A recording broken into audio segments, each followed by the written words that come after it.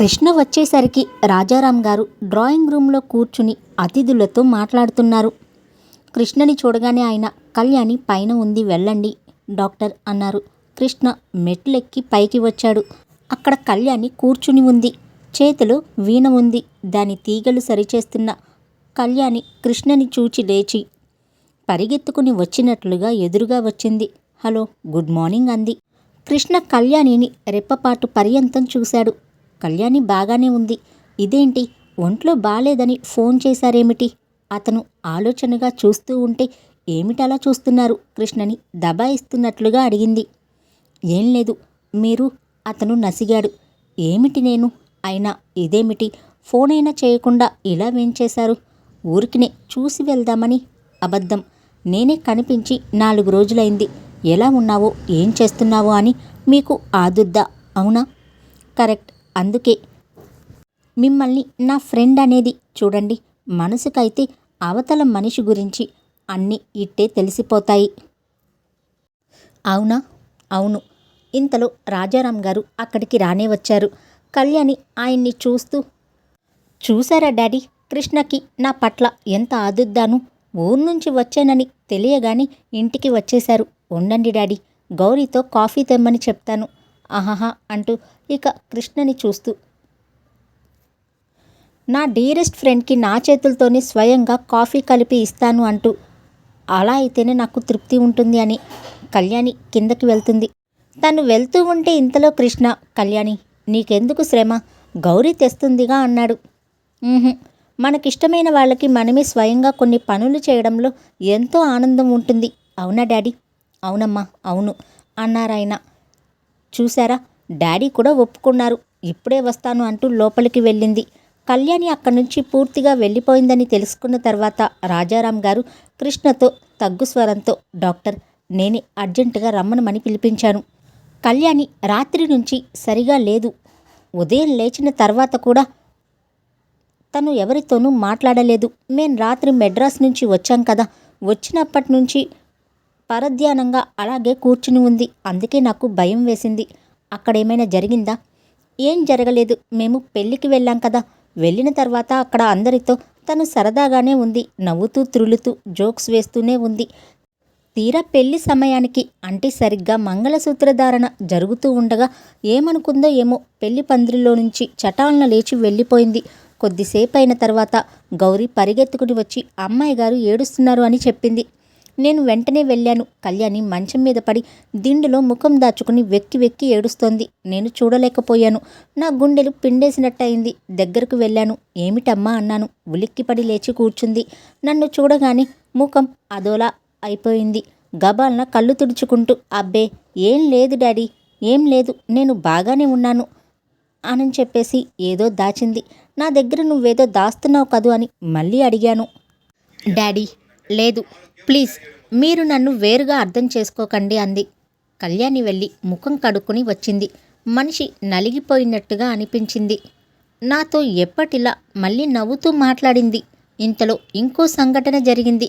ఆ పెళ్ళికి నా చిన్ననాటి స్నేహితుడు రంగనాథం అని మిలిటరీలో మేజర్గా చేసి రిటైర్ అయ్యాడు. తనకి ఒకే ఒక కొడుకు. ఆ కుర్రాడు ఢిల్లీలో వ్యాపారం చేస్తున్నాడు. చాలా ఉన్నవాడు. పేరు వాసు. రంగనాథం, నేను ఎప్పుడో వాసుకి కళ్యాణికి పెళ్లి చేద్దామని ఇద్దరం అనుకున్నాము. రంగనాథం ఎంతో సంతోషంగా కళ్యాణిని నా కోడలుగా చేసుకుంటాన్రా కూడా అని అన్నాడు. కళ్యాణి అప్పటి వరకు వాసుతో బాగానే ఉంది. ఈ మాట వినగానే చటాల్న అక్కడి నుంచి లేచి వెళ్ళిపోయింది. వెంటనే గదిలోకి వెళ్ళి బట్టలు సర్దుకుని ఇంటికి వెళ్ళిపోదాం డాడీ అంది. ఇక ఒక్క క్షణం అక్కడ ఉండడానికి కూడా తను ఇష్టపడలేదు.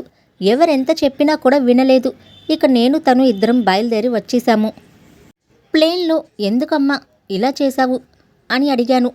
అంటే ముఖం మీదే నా పెళ్లి సంగతి ఎవరి ముందు ఎత్తకండి డాడీ అంది. ఇంటికి వచ్చిన తర్వాత కూడా ముభావంగా పరధ్యానంగానే ఉంది.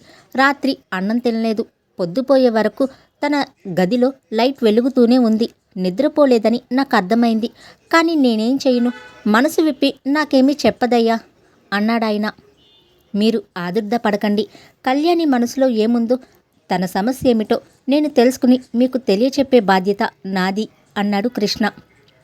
Thank you doctor, thank you. నేను అనుకున్నట్టుగానే జరిగింది. మీరు వస్తే కళ్యాణి మామూలు అవుతుందేమోనని అనిపించింది. అందుకే ఫోన్ చేసి పిలిపించాను. నా ఊహే కరెక్ట్ అయింది. మిమ్మల్ని చూడగానే తను స్తబ్దతలో నుంచి బయటకు వచ్చేసింది. ఇంతలో కళ్యాణి ట్రేలో స్వయంగా తన్నే 2 కప్పులతో కాఫీ తెచ్చి ఇచ్చింది. చూసారా, నా చేతులతో నేనే స్వయంగా కాఫీ చేశాను మీ ఇద్దరికి. ఒకరు మా డాడీ, మరొకరు మీరు అంది కృష్ణకి కాఫీ అందిస్తూ. థ్యాంక్ యూ అన్నాడతను. కళ్యాణి తనకి అంత విలువ ఇస్తుంది అంటే అతని మనసు ఆమె పట్ల కృతజ్ఞతగా అయింది. చెప్పలేని భావం తన గొంతుకలో అడ్డుపడ్డట్టే అయింది. నేనేమంటానో తెలుసా డాక్టర్ అన్నారు రాజారాం గారు. ఏమంటారు? నేను అదృష్టవంతుణ్ణి అంటాను. ఎందుకంటే నా కళ్యాణి నాలా చూసి మరో తోడు తనకి దొరికింది. ఇక నాకు నిశ్చింత. కృష్ణ క్లినిక్లో పేషెంట్స్ని చూస్తున్నాడు. ఆఖరి పేషెంట్ని చూడటం పూర్తి చేసి అతను వాష్ బేసిన్లో చేతులు కడుక్కొని టవల్తో చేతులు తుడుచుకుంటూ ఉండగా ఎందుకో గది ప్రక్కన వరండాలోకి వచ్చాడు. అక్కడ కళ్యాణిని చూడగానే ఆశ్చర్యచకితుడైనట్టుగా, అరే, మీరు వచ్చి ఎంతసేపు అయింది? నాకు చెప్పనే లేదు అన్నాడు. నేనే మీ కాంపౌండర్తో చెప్పొద్దని అన్నాను. మీరు పేషెంట్స్ని చూస్తున్నారు. వారిని చూసేటప్పుడు మీ ఏకాగ్రతని భంగపరచడం నాకు ఇష్టం లేదు.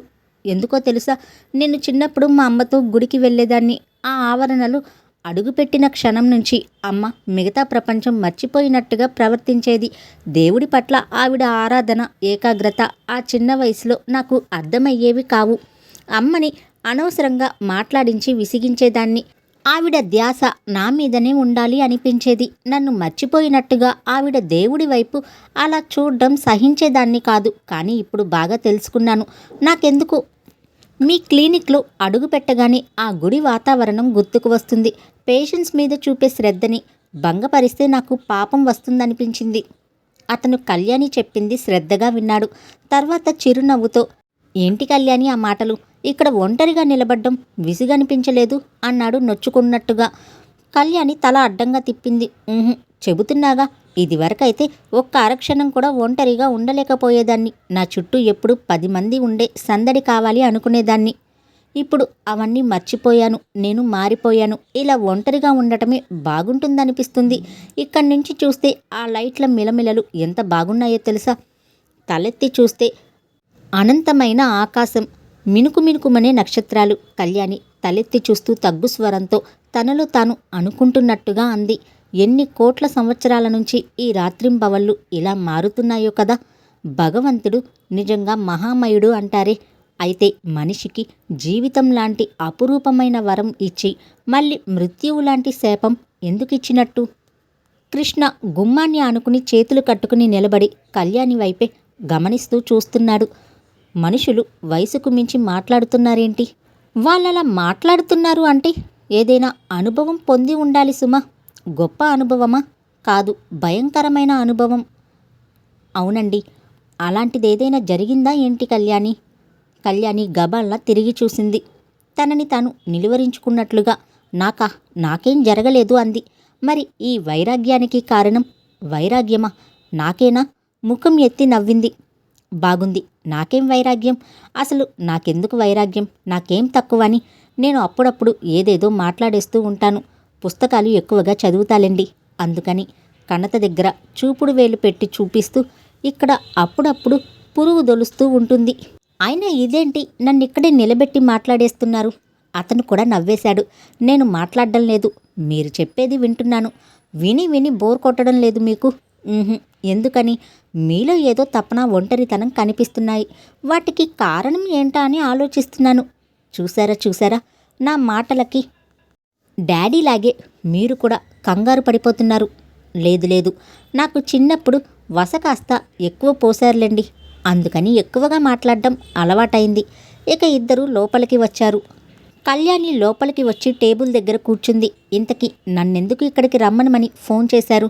ఊరికినే అతను టైం చూసుకుంటూ అన్నాడు. మీరు ఊరికే ఏ పని చేయరని నాకు తెలుసు.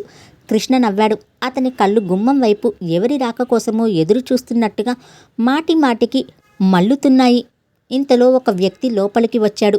నడి వయసు దాటి బట్టతలతో పొట్టిగా ఎర్రగా ఉన్న ఆయన నేను లేటా అంటూ లోపలికి వచ్చాడు.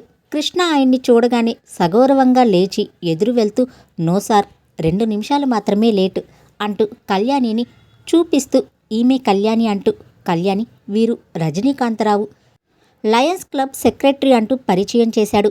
నమస్తే అంది Kalyani. Glad to meet you my child అని అన్నారాయన వచ్చి కూర్చుంటూ. కృష్ణ చెప్పాడు, కళ్యాణి నువ్వు వీళ్ళ బీద విద్యార్థుల సహాయార్థం విరాళాలు పోగు చేసుకునేందుకు డాన్స్ ప్రోగ్రాం ఇవ్వాలట. అది నన్ను అడగమని 2 రోజుల నుంచి చెబుతున్నారు అన్నాడు. తప్పకుండా, నా జీవితమే వాటికి అంకితం. మీరు వయసులో ఉన్నారు. మీ మూలంగా ఇలాంటి ఉపకారాలు ఎన్నో జరగాలి. అందరూ మిమ్మల్ని చల్లగా చూడమని దీవిస్తారు. ఎవరి దీవెనలు నాకు అవసరం లేదు doctor. Of course you are very very lucky. Kalyani పెదవుల మీద విరక్తి నిండిన చిరునవ్వు కదిలింది. అదృష్టానికి నిర్వచనం నేనే అయితే నాలాంటి అదృష్టం ఎవ్వరికీ వద్దంటాను. అదేం మాట? అదృష్టం అంటే ఏమిటి చెప్పండి?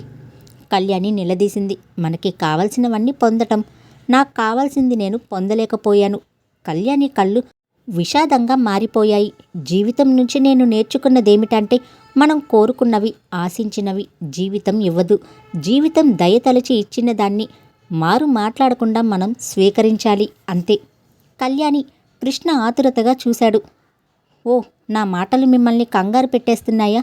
చెబుతున్నాగా నాకు ఈ మధ్య వాచలత్వం ఎక్కువైందని. మీకు డాన్స్ ప్రోగ్రాం ఏ నెలలో కావాలో చెప్పండి అంది. రజనీకాంతరావు గారు చెప్పారు. ఆయన కళ్యాణి మాటలకు అడ్డుపడ్డారు. ఆయన మంచి హాస్యప్రియుడు. ఆయన చతురోక్తులకి కళ్యాణి విరగబడి నవ్వుతోంది.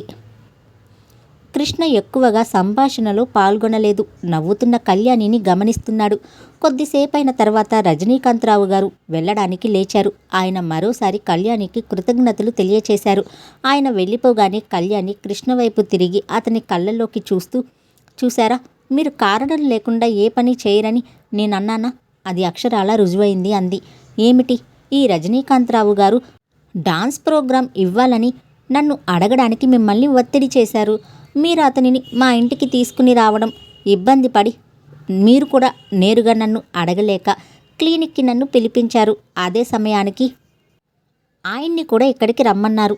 అవునా? అవును కళ్యాణి, మీరు భలేవారండి. మాట మాత్రం నాతో చెప్తే పోయేది కదా. దీనికి ఇంత మాత్రం శ్రమ పడాలా? మీ మాట కాదని నేనెప్పుడైనా అనగలనా? ఇంకెప్పుడూ ఇలా చేయకండి స్నేహితులు అని నమ్మిన వాళ్ళు పరాయి వాళ్ళలా ప్రవర్తిస్తే నేను భరించలేను. నాకు కోపం వస్తుంది. ఇంకా ఏ ఏ విషయాలకి మీకు కోపం వస్తుంది? అతను చిరునవ్వుతో అడిగాడు. నన్ను నమ్మించి ఎవరైనా మోసం చేస్తే నాకు పిచ్చెక్కినంత కోపం వస్తుంది.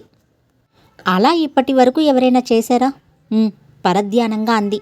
నేను నమ్మాను, ఎంతో ఆశపడ్డాను. కానీ అతను ఆతురతగా అడిగాడు. ఊహించలేని నమ్మక ద్రోహం జరిగింది నాకు. తట్టుకోలేక విలవిల్లాడాను. పిచ్చెక్కిపోయిందేమో అన్నంత వెరిదాన్నయ్యాను. నా కాళ్ళ కింద భూమి కంపించినట్టయిపోయింది. ఒక్కసారి ఆ ఆశాభంగం భరించలేక నా చేతులతో నేనే నా మెడని నులుముకుని చంపుకోవాలని అనుకున్నాను. కానీ డాడీ, కళ్యాణి 2 చేతులు గుప్పెళ్ళుగా మూసుకుని విడిపించుకున్నాయి. వాటి వంక అయోమయంగా చూస్తూ నిలబడిపోయింది. డాడీ కోసం బ్రతికాను. ఓ గాడ్, నా బాధ పగవాళ్ళకి కూడా వద్దు. గుప్పిటతో కళ్ళు మూసుకుంటూ అంది. ఎవరు కళ్యాణి? ఎవరు నిన్ను ఇంత బాధకి గురి చేసింది? అతను ఆవేశంగా అడిగాడు. ఎవరా?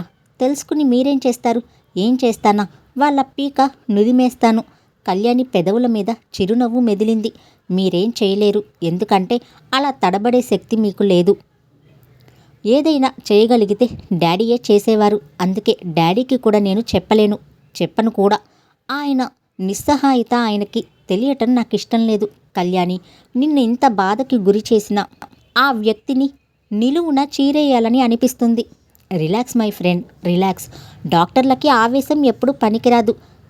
అయినా మీరు నన్ను చాలా వాగించేస్తున్నారు సుమా అంది. పద కళ్యాణి, ఇంటి దగ్గర దించుతాను అన్నాడతను. కళ్యాణి లేచింది. ఇద్దరూ బయలుదేరారు. కారు స్టార్ట్ అయి వెళుతూ ఉండగా ఇంతలో ఫోన్ మోగింది. కాంపౌండర్ తీశాడు. రాధ ఫోన్ చేసింది. డాక్టర్ గారు లేరమ్మా, కళ్యాణమ్మ గారితో ఇప్పుడే వెళ్ళారు అని చెప్పాడు. రాధ ఫోన్ పెట్టేసిన చప్పుడయింది. రాధకి ఒంట్లో నలతగా ఉంటోంది. 2 రోజుల నుంచి ఉదయం పూట లేవగానే వాంతులవుతున్నాయి. రాధకి నెల తప్పింది. అయినా తనని తాను దృఢ నిశ్చయం చేసుకోవాలి అంటే మళ్ళీ కాదేమోనని భయం. ఈసారి ఆశాభంగాన్ని అస్సలు సహించలేనేమో అనిపిస్తోంది. ఒక్కోసారి కృష్ణకి చెబుదామా అనిపించేది, మళ్ళీ అంతలోనే సంశయం కలిగేది. ఇదివరకైతే అతనికి తనకి ఎంతో కొంత ఏకాంతం దొరికేది. ఇప్పుడు ఉదయం వేళ కాఫీ ఇచ్చేటప్పుడు, మధ్యాహ్నం కలిసి భోజనం చేసేటప్పుడు, రాత్రివేళ ఎన్నో కబుర్లు చెప్పుకునేవారు. కానీ ఇప్పుడు అవన్నీ కుదరటం లేదు. అతనికి తీరుబడే లేదు. ఉదయం రాధ అతనికి కాఫీ ఇచ్చే అవకాశమే లేదు. లేవగానే వంట మనిషే తెచ్చి ఇచ్చేస్తుంది. ఒకసారి రాధ వచ్చి వంటింట్లో కలపబోతూ ఉంటే ఆమె రాధ చేతుల్లో నుంచి కప్పు లాగేసుకుంది. మీరిలా మీ పనులు మీరు చేసుకుంటూ ఉంటే ఇక ఈ ఇంట్లో మేమెందుకమ్మా?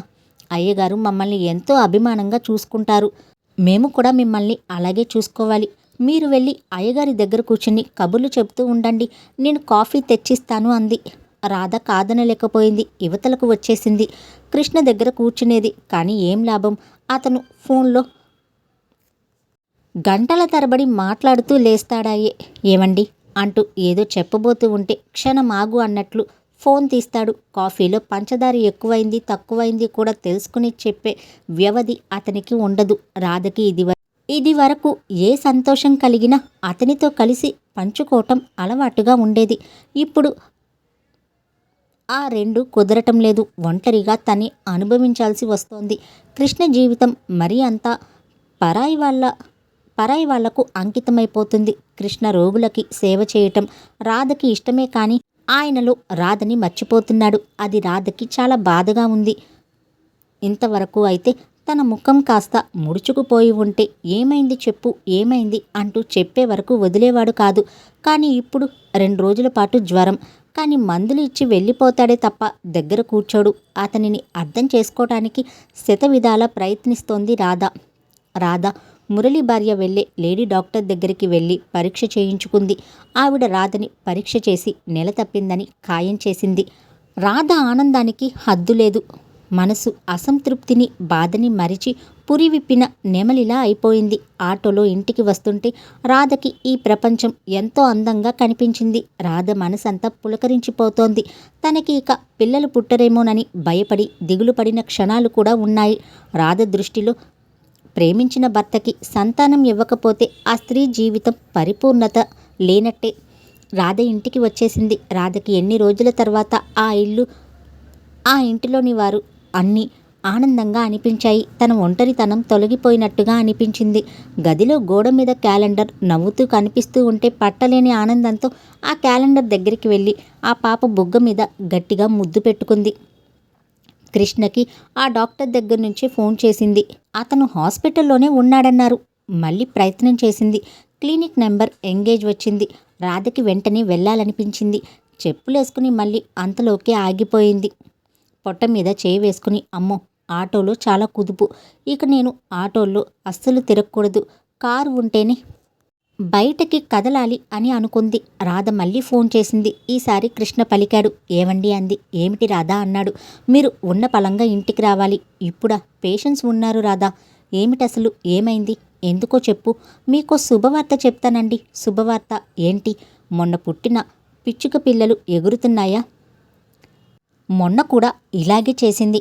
ఫోన్ చేసింది. కాదండి, ఇది వేరే శుభవార్త, మీరు చప్పున రండి అంటే పరిగెత్తుకుని వెళ్తే తీరా కుక్క పిల్లలు పెట్టిన సంగతి చెప్పింది. కాదండి, అన్నిటికంటే శుభవార్త. రాధకి సంతోషంగా సరిగ్గా ఆ టైంలో మాటలు కూడా రావటం లేదు. అబ్బా చెప్పరాదు, ఇక్కడ పేషెంట్స్ చాలామంది ఉన్నారు, వారిని చూడ్డం త్వరగా ముగించి వచ్చేయండి. సరే. మర్చిపోరుగా? నేను మర్చిపోతే నువ్వు ఫోన్ చేసి గుర్తు చేయబోయ్ అని ఫోన్ పెట్టేశాడు కృష్ణ. రాధ కుర్చీలో కూర్చుంది. రాధ కళ్ళు కలువ పువ్వుల్లా ఉన్నాయి. ఆ వార్త వినగానే ఎంత ఆనందం పొందుతాడో కృష్ణ అని ఆ విషయం గురించే ఆలోచిస్తూ రాధ అనుకుంటూ ఉంది. రాధ చెంపకి చేయి ఆనించుకుని కూర్చుంది. కొల్లేరులో తనకి జరిగిన యాక్సిడెంట్ తర్వాత తన బిడ్డను పోగొట్టుకున్నప్పుడు కృష్ణ ఎంత బాధపడ్డాడో, తనని ఎంత బాగా చూశాడో. పిల్లలు పుట్టలేదనే బాధ అతనికి కూడా చాలానే ఉంది. ఆ విషయం తనకి తెలుసు. తను బయటపడి అంటూ ఉంది. అతను మాట్లాడేవాడు కాదు. అంతేకాదు ఇల్లంతా కలియ చూసింది. తొందరలో ఇక్కడ చిన్ని పాప తప్పటడుగులు, నవ్వులు వినిపిస్తాయి. పిల్లలు లేని ఇల్లు నిశ్శబ్దంగా ఉంటుంది. ఆ నిశ్శబ్దం భయంకరమైనది. ఇంటికి, జీవితానికి సందడి తెచ్చేది పిల్లలే. పిల్లలు లేని ఇల్లు ఎడారి లాంటిదేనని రాధ భావం. కృష్ణ ఆఖరి పేషెంట్ని చూసేశాడు. అతను ఇంటికి బయలుదేరే ముందు కాంపౌండర్ సేట్ గోవిందదాస్ గారు వచ్చారు. ఫోన్ చేశారు. ఆయనకి బీపీ పెరిగిందట. మిమ్మల్ని ఒకసారి వచ్చి చెకప్ చేయమని చెప్పారు అన్నాడు లేస్తూ. లేదు, నేను ఇంటికి త్వరగా వెళ్ళాలి. రేపు ఉదయం వస్తానని చెప్పు. నేను ఇంత క్రితం రాసి ఇచ్చిన మందులే వాడమను. కదలకుండా ఉండమను. బాగా రెస్ట్ తీసుకోమని చెప్పు. చూడు, పరమహంస గారి వాళ్ళ పాపకి ఇంజెక్షన్ ఇచ్చి టెంపరేచర్ తగ్గిందో లేదో నాకు కనుక్కొని ఫోన్ చెయ్యి. అతను వెళ్ళబోతూ ఆగి, అన్నట్టుగా మర్చిపోయాను. శర్మగారికి మందులు పంపిస్తానని చెప్పాను. ఈ క్యాప్సిల్స్ తీసుకుని వెళ్ళి ఇవ్వు. ఇంకో 2 రోజులు భోజనం చేయవద్దన్నానని చెప్పు. ఓకే, నేను వెళ్తున్నాను అని వెళ్ళబోతూ ఉండగా కృష్ణకి ఫోన్ గనగన మోగింది. ఆ సౌండ్ వినిపించింది. కాంపౌండర్ తీశాడు. రాజారాం గారా? అయ్యగారు లేరండి అతను అంటూ ఉండగానే ఆ పేరు వినగానే కృష్ణ గబాల్న వచ్చి ఫోన్ తీసుకున్నాడు. హలో అన్నాడు. డాక్టర్ గారా? త్వరగా రావాలి. కళ్యాణి గది తలుపులు వేసుకుంది. తీయడం లేదు. లోపల నుంచి మూలుగు వినిపిస్తుంది. ఎంత బాదినా తలుపులు మాత్రం తీయడం లేదు. మీరు త్వరగా రావాలి, త్వరగా రండి. ఆయన గొంతులో బ్రద్దలవడానికి సిద్ధంగా కంపించిపోతుంది. నేనిప్పుడే వస్తున్నాను, మీరు భయపడకండి. నేను క్షణంలో అక్కడ ఉంటాను అన్నాడు కృష్ణ. చప్పున రండి డాక్టర్, చప్పునే రండి ఆయన ఏడుపు గొంతుతో అనేసి ఫోన్ పెట్టేశాడు. కృష్ణ బయటకు వచ్చాడు. అతను అన్నట్టుగానే 10 నిమిషాల్లో కారులో కళ్యాణి ఇంటి ముందు వచ్చి ఆగాడు. కార్ తలుపు తీసుకుని పరిగెత్తినట్టుగా లోపలికి వెళ్ళాడు. అక్కడ ఇంట్లో ఎవరూ లేరు. కృష్ణ వేగంగా మెట్లెక్కి పైకి వచ్చాడు. అందరూ కళ్యాణి రూమ్ దగ్గరే ఉన్నారు. అందరి ముఖాల్లో నిస్సహాయత, భయం కనిపిస్తున్నాయి. డాక్టర్ గారు కృష్ణని చూడగానే ఎదురు వచ్చారు. చూడు బాబు, లోపల ఏం చేస్తుందో ఏమో, ఏం జరిగిపోతుందో నాకేం తెలియటం లేదు. ఇంత క్రితం వరకు కళ్యాణి మూలుగు వినిపించింది. ఇప్పుడు అది కూడా వినిపించటం లేదు. ఇప్పుడు అది కూడా వినిపించటం లేదు. ఈ దరిద్రపు తలుపు రావటం లేదు. కృష్ణ పలకడం లేదు. ఆయన అంటూ ఉండగానే కృష్ణ తలుపు తట్టాడు. కళ్యాణి, కళ్యాణి. అతని గొంతు కూడా ఆతురతగా ఉంది. కళ్యాణి అరిచినట్టు పిలిచాడు. ఎవరు? ఆ గొంతు నీరసంగా వినిపించింది. నేను కృష్ణని. తలుపు తీయి. కళ్యాణి గొంతు వినగానే రాజారాం గారి కళ్ళలో ఆతురత తగ్గి సంతోషం గోచరించింది. డాక్టర్ గారి గొంతు వినగానే కూతురు పలకడం ఆయన గమనించాడు. తలుపు తీ కళ్యాణి అన్నాడు. వస్తున్న 10 నిమిషాల తర్వాత కళ్యాణి తలుపు తీసింది. కళ్ళు ఎర్రగా చింతనిప్పుల్లా ఉన్నాయి. జుట్టు రిబ్బన్తో కట్టుకుని ఉంది. ముఖం కమిలినట్టుగా ఉంది. మనిషి నిలబడలేక తలుపుకు ఆనుకుంది. ఏంటి, ఏమిటి? అందరూ ఇలా మూగారేంటి? డాడీ, ఏమైంది? అమ్మా, కళ్యాణి. రాజారాం గారు దగ్గరకు వెళ్తూ ఉంటే కృష్ణ ఆయన భుజం మీద చేయి వేసి ఆపారు. ఆ సంకేతం గ్రహించిన ఆయన ఆగారు. ఆదుర్ద కనపరచనీయలేదు. కృష్ణ అన్నాడు. ఏం లేదు కళ్యాణి, నేను వచ్చాను, అందుకే నిన్ను పిలిచారు. నువ్వు పలకలేదు. అందుకని నాకు భయం వేసి వీళ్ళందరినీ పిలిచాను. ఇదంతా నేను చేసిన గలాబాయే. కళ్యాణి చూపు స్థిరంగా లేదు. నవ్వుతూ అంది. బాగుంది. డాక్టర్ గారు, మీకెందుకింత భయం? ఆ నవ్వు కూడా సహజంగా లేదు. నేను డాక్టర్గా నీ దగ్గరికి రావటం లేదని ఎన్నోసార్లు చెప్పావు. స్నేహితుడిగా ఆదుర్దపడ్డంతో అసహజంగా ఏమీ లేదుగా. నా పిరికితనంతో నేను నిన్ను భయపెట్టేశాను. కృష్ణ రాజారాం గారి వైపు తిరిగి చూశారు. కళ్యాణి, ఏంటి? నేను గాబరా పడ్డాను. ఐఎమ్ సారీ అన్నాడు. నేను నిద్రపోతున్నాను. నాకు పిలిపేది వినిపించలేదే అంది కళ్యాణి. రాజారాం గారికి కూతురు చెప్పింది నిజమేనని అనిపించింది. చిన్నప్పటి నుంచి నిద్రలో కలవరింతలు అలవాటే. ఇంతలో ఫోన్ వచ్చింది. తను మాట్లాడుతూ ఉండండి, నేనిప్పుడే వస్తాను అని ఆయన వెళ్ళిపోయాడు. కృష్ణ లోపలికి వచ్చాడు. కూర్చోబోతూ ఆగి కళ్యాణి వైపు చూసి, ఇదేంటి కుడిపక్క నుదిటి మీద నుంచి అలా చెమట కారుతోంది అని అడిగాడు. చెమట ఏదీ లేదే. అబ్బే, ఇదా? నేనిప్పుడే ముఖం కడుక్కొని వచ్చాను, సరిగ్గా తుడుచుకోలేదు అంటూ కొంగుతో తుడిచేసుకుంది. అయినా కూడా తన ముఖం నీళ్ళలా దిగకారుతూనే ఉంది. అవునవును, బాగా ఉక్కగా ఉంది. చెమట కూడా బాగానే పోస్తుందిలేండి అన్నాడు. అతను కళ్యాణికి దగ్గరగా వచ్చాడు. కళ్యాణి కనురెప్పలు ఎత్తి తన కళ్ళు పరీక్ష చేశాడు. ఏమైంది, అలా చూస్తున్నారేం? ఏం లేదు, నీ కళ్ళు ఎర్రగా ఉంటేను కళ్ళకలక వ్యాధేమో వస్తుందేమోనని. లేదు, నేను రాత్రిళ్ళు సరిగ్గా నిద్రపోవటం లేదు, అందుకని. ఐసి నేను కూడా అదే అనుకున్నాను. అతను వెళ్ళి కూర్చుంటూ నాకు మంచినీళ్ళు కావాలి అన్నాడు. ఫ్రిడ్జ్లో నుంచి ఇప్పుడే తెస్తాను అంటూ గబగబా వెళ్ళింది. కళ్యాణి నడక వెనుక నుంచి గమనిస్తున్నాడు. కళ్యాణి నడక ఎప్పటిలానే రాజహంసలా హుందాగా లేదు. ఆ పాదాలు నిద్రలో లేచిన పసిపాప తప్పటడుగుల్లా ఉన్నాయి. కృష్ణ కళ్యాణి అక్కడి నుంచి వెళ్ళగానే గబాల్న బాత్రూంలోకి వచ్చాడు. అక్కడ బేసిన్లో రక్తపు మరకలు కనిపించాయి. వాటిని పరీక్షగా చూసిన అతను ఒక్కసారిగా షాక్ అయ్యాడు. తిరిగి వచ్చి సోఫాలో కూర్చున్నాడు.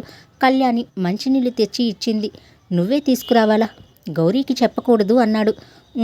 మీకు కాఫీ కానీ మంచినీళ్ళు కానీ నేనే స్వయంగా నా చేతులతో తీసుకుని వచ్చి ఇస్తాను అంది. కృష్ణ మంచినీళ్ళు అందుకుంటూ కళ్యాణి చేయి పట్టుకుని పరీక్ష చేశాడు. ఏమిటది అంది. ఏం లేదు కళ్యాణి, మీ చేతి గోల్డ్ రంగు వేయకుండా ఉంటేను సహజమైన కలర్తో అందంగా ఉంటాయి సుమా అనిపిస్తోంది అన్నాడు. భలేవారే డాక్టర్ గారు, ఈ పరీక్షలు కూడా చేస్తారని నాకు తెలియదే అంటూ ఉంది నవ్వుతూ. ఏం డాక్టర్ మనిషి కాదా? నేనేం చెయ్యను. అందమైన ఆడపిల్ల చూపురుల దృష్టిని అయస్కాంతంలా అలా లాగేస్తుందనుకుంటా. అందమా? కళ్యాణి విరక్తిగా నవ్వింది. కృష్ణ, నన్ను చూస్తే నీకేమనిపిస్తుంది అని అడిగింది. చెప్పలేనంత అదృష్టవంతురాలివి. ఏం మీకేం తక్కువ?